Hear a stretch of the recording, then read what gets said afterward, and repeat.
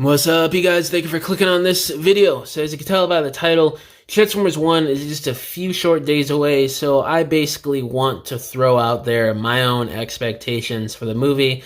I have read some of the leaks. Now, some of them I have found out are true, some I'm not sure on, so I don't know everything about the movie going into it, like probably a lot of people out there do at this point who haven't seen the movie yet or want to go see it again or what have you. So I'm going into this kind of blind. I haven't read all of the leaks, but I have read a good portion of it on TFW, and I'm not sure if all of them are true or not or whatever. But my own expectations, I'm going to list out a few for this video, nothing too crazy, and I'll leave it at that.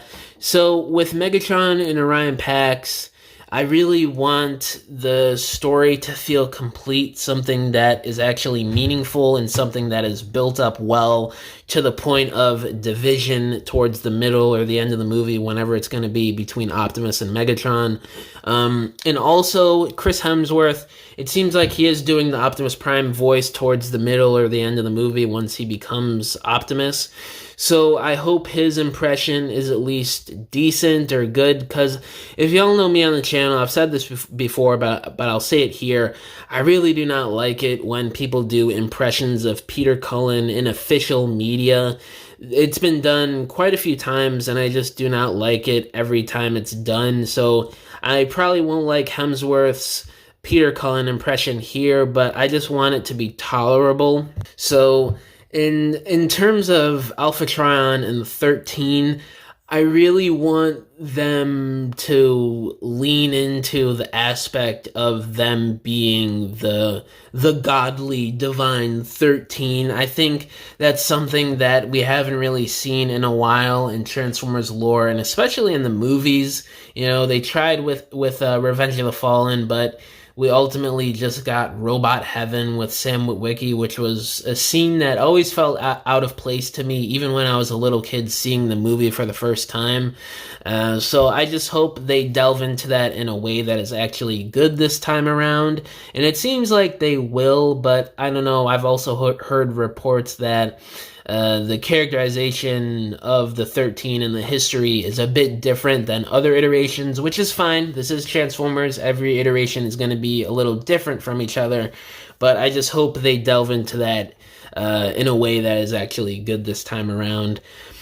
And with Bumblebee, I hope he is a character that kind of goes back to something that is actually enjoyable and a character that I can actually connect with and like. Because the last time I felt that way about a Bumblebee characterization in any form of Transformers media was the animated cartoon, and that cartoon is going on 20 years ago now. So that means I didn't really like Prime, Cyberverse, RAD 2015, the Netflix shows, Machinima, all that stuff. I didn't like it in the later Bayverse movies. So I hope this is a bit of a return to form in terms of me liking Bumblebee's character. And I know I'm not the only one that thinks this. There have been people that have been so sick of Bumblebee since the Dark of the Moon era, when Hasbro was just pumping out Bumblebee after Bumblebee figure. And they really haven't slowed down in recent years. So I just hope, because of him being shoved into another piece of Transformers media, that he is actually a character worthwhile and a bot that I actually really like seeing on screen. And with Alita 1, I just want her to be the same typical Alita 1 we usually get. I really don't care about any character change. The only thing I don't care about seeing is a love interest between two robots. I know that's something certain viewers out there want to see, but with me, I honestly do not care. That's one thing that you can leave out and I'd be totally fine with.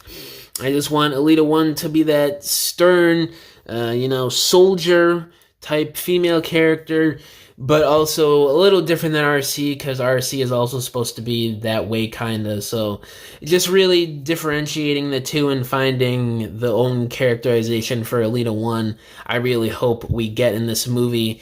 And in terms of the Decepticons, I want Starscream, Shockwave, and Soundwave to be more than just, the typical bad guys who do the pew pew bang bang here and there in the background in the movie. I hope they're a little bit more than what we've been getting in recent years, which from some of the leaks I read, we will be getting a little bit of that in this movie. But of course, these are just setups for those characters. They're not really main characters in the movie from what I've heard, which is fine. This is the beginning of everything, so I don't really expect that. From what we do see, I really hope it is something a bit more than just what we've gotten recently in certain media. That pretty much goes for the Decepticons and Autobots as a whole. I really hope they delve into some of the more story and characteristics of Transformers that we may haven't gotten in a long time with recent iterations of the franchise, which it seems like we will get from what I've read and the reviews that I've seen from people. But yeah, guys, that's pretty much it for my expectations. Nothing too crazy. I'm just going into this movie expecting a cool little animated film. Nothing too crazy, but if I am blown away, that would be quite the surprise. But yeah, guys, that's pretty much it for this video. Let me know down in the comments below. How do y'all feel about Transformers 1 so far? If you've seen it, do you love it? Do you hate it? All my social medias are linked down below, including my email. Or if you guys want to commission a diorama from me, because I make dioramas for people for their stop motions, photography, or just regular display shelves in your home. So you could either hit me up on any of my social media accounts or just email me and we could work out a deal. But yeah, guys, thank you for watching this video. Catch y'all in the next one. Bye.